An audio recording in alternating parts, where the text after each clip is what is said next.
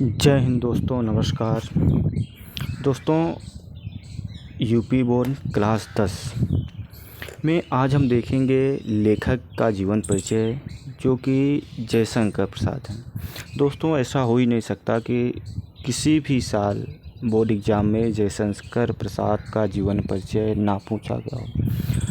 Board exam में हर साल जयशंकर प्रसाद का जीवन परिचय पूछा जाता है और ये बहुत ही महत्वपूर्ण है। तो बस इसमें ये देखना है कि जीवन परिचय लिखते समय किस बातों को ध्यान में रखना चाहिए और किस प्रकार जीवन परिचय लिखा जाना चाहिए, ताकि पूरा का पूरा नंबर हमें मिल सके। आइए देखते हैं।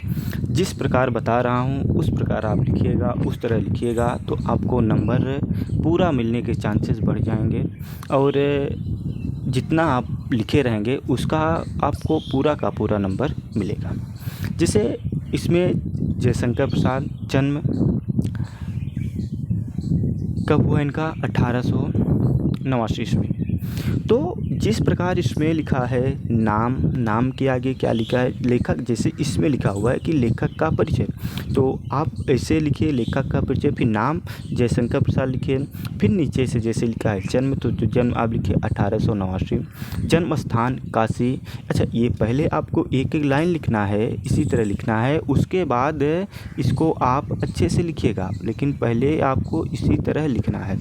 अच्छे से लिखने का मतलब ये है कि उसके बाद आप लिखिएगा कि भाई जयशंकर प्रसाद का जन्म 30 जनवरी सन 1889 में काशी के सुगनी साहू नामक प्रसिद्ध वैश्य परिवार में हुआ था। ये सब उसके बाद आप लिखिएगा, लेकिन पहले आपको क्या लिखना है, ध्यानपूर्वक इस चीज़ को देखिए।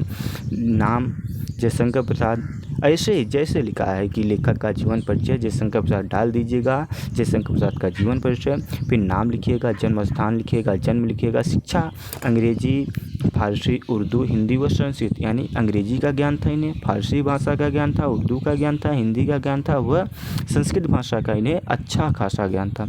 लेखन विधा क्या क्या था, किस रूप में ये लिखते थे, तो ये कहानी भी लिखते थे, उपन्यास भी लिखते थे, निबंध लिखते थे, नाटक लिखते थे और काव्य भी लिखते थे। इनकी भाषा क्या थी कि भाषा इनकी साहित्यिक खड़ी बोली। शैली क्या थी? वर्णात्मक थी, भावात्मक थी और अलंकारिक एवं चित्रात्मक में, मतलब शैली में वर्णात्मक शैली भी थी, भावात्मक भाव भी प्रयोग करते, अलंकार रूप और चित्रात्मक भी ये शैली लिखती थी। मृत्यु कब हुई है? 1937 में।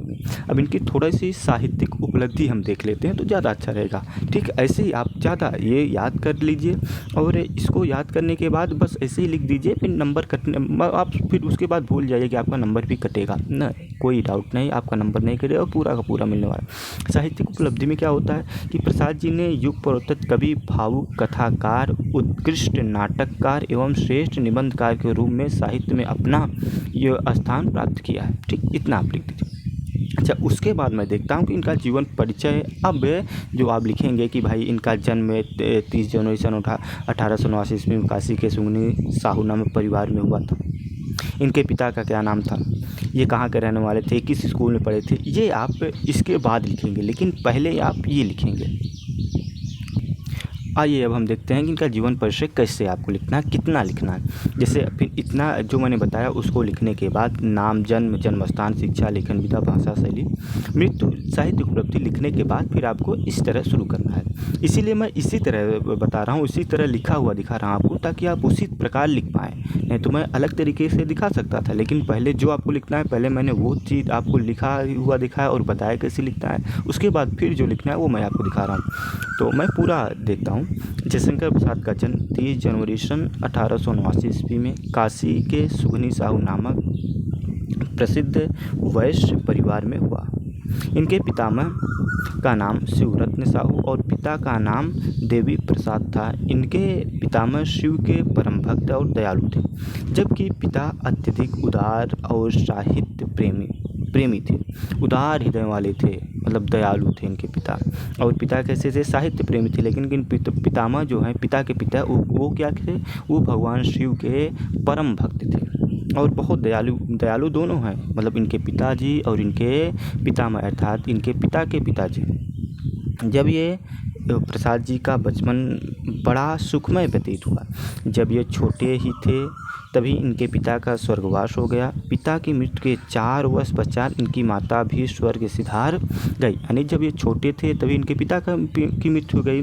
और पिता, देखिए ये तो कॉमन बात है ना कि इतना तो आपको याद करने की ज़रूरत नहीं है, जैसे इतना तो आपके दिमाग में रहना ही रहना चाहिए। जैसे कि प्रसाद जी के जब ये छोटे थे तो इनके पिताजी की मृत्यु हो गई और इनके पिताजी की मृत्यु के 4 वर्ष पश्चात ही इनकी माता की भी मृत्यु हो गई।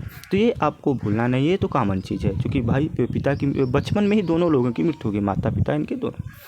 माता पिता की मृत्यु के उपरांत इनका पालन पोषण और शिक्षा दीक्षा का प्रबंध इनके बड़े भाई शंभु रत्न जी ने किया। अब देखिए माता पिता के उपरांत माता भी नहीं है, पिता भी नहीं है, तो भाई पालन पोषण और जिम्मेदारी कौन लेगा? तो बड़ा भाई जो है वो पिता समान होता है। तो वही बड़ा भाई इनके शंभु रत्न जी ने इनका क्या किया? पालन पोषण किया। इनका नाम क्वींस कॉलेज में लिखवाया गया, लेकिन स्कूल की पढ़ाई में इनका मन न लगा, अतः घर पर ही इनकी शिक्षा का प्रबंध कर दिया गया। इनका स्कूल में नाम लिखाया गया। किस स्कूल में? स्कूल का नाम आप नोट करिए, स्कूल का नाम ज़रूरी है।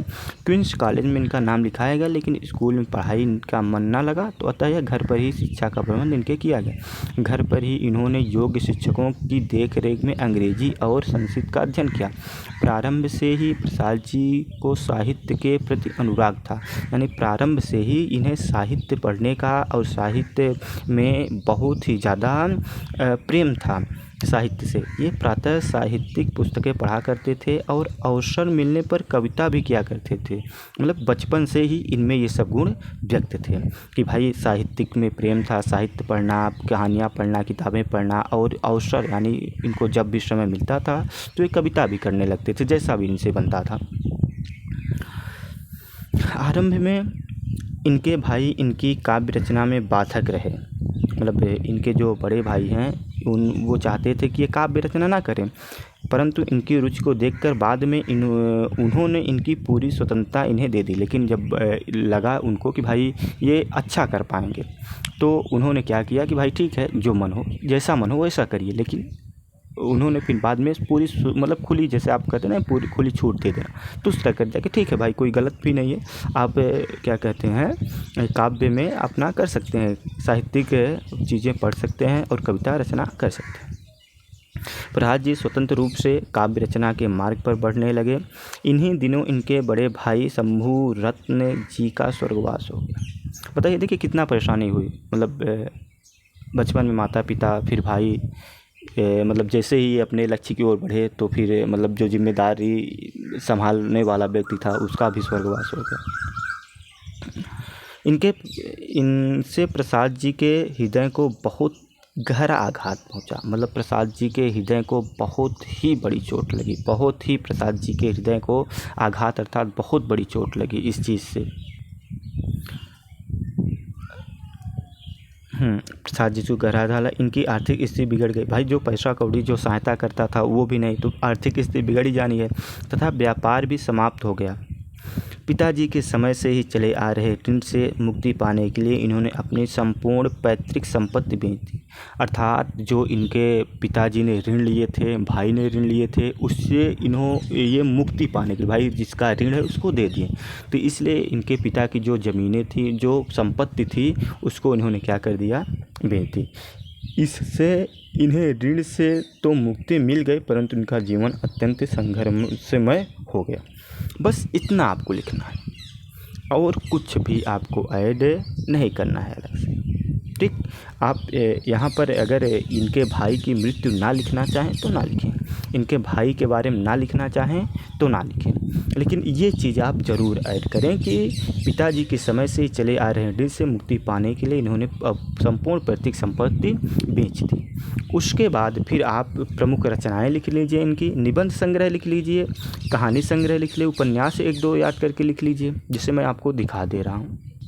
जैसे देखिए, इनकी प्रमुख रचना, प्रसाद जी बहुमुखी प्रतिभा के धनी थे। इन्होंने काव्य, कहानी, नाटक, उपन्यास, निबंध आदि सभी विधाओं में हिंदी साहित्य को धनी बनाया। उनकी प्रमुख रचनाओं का विवरण इस प्रकार है, तो आप लिख सकते हैं। जैसे इनकी रचनाएं क्या हैं? रचनाएं इनकी है नाटक। नाटक में आप 2-4 याद कर लीजिए। चंद्रगुप्त है, स्कंदगुप्त है, अजातशत्रु है, ध्रुवस्वामिनी, राष्ट्रीय जनमेजय, ये सब आप याद कर लीजिए। फिर निबंध संग्रह, निबंध क्या है, काव्य कला तथा अन्य निबंध। कहानी क्या है, छाया है, प्रतिध्वनि है, आकाश है, दीप है, इंद्रजाल, आंधी, ये कहानी। उपन्यास एक दो कर लीजिए, इन उपन्यास तो नहीं है तो एक दो क्या आप याद कर लीजिए, बहुत काम देंगी आगे चल के आपको। कंकाल, तितली और इरावती। काव्य क्या है, कामायनी, महाकाव्य है भाई कामायनी, तो कामायनी तो आपको याद ही होनी चाहिए। और आंसू, चित्रधार, लहर, कानन, कुसुम, प्रेम प्रतीक, झरना, ये इनकी क्या है काव्य। तो इतना लिख देंगे तो आप समझ लीजिए कि एक अगर आधा नंबर आपका करा तो आप बताइए, बस इतना। हाँ, मैं बता रहा हूँ एक बार फिर से, अगर इनके भाई के बारे में आप ना जोड़ना चाहें तो नहीं जोड़िएगा, इससे आपको कोई 1% फर्क नहीं पड़ने वाला। लेकिन हाँ, ये ज़रूर लिखिएगा, जिस तरह मैं शुरू से बता रहा हूँ उस तरह आप लिख देंगे तो आपको नंबर मिल जाएगा। ठीक है, फिर मिलते हैं अगली वीडियो में। तब तक के लिए इसी प्रकार आप लोग पढ़ते रहिए और अभी से ही थोड़ा बहुत याद करते रहिए।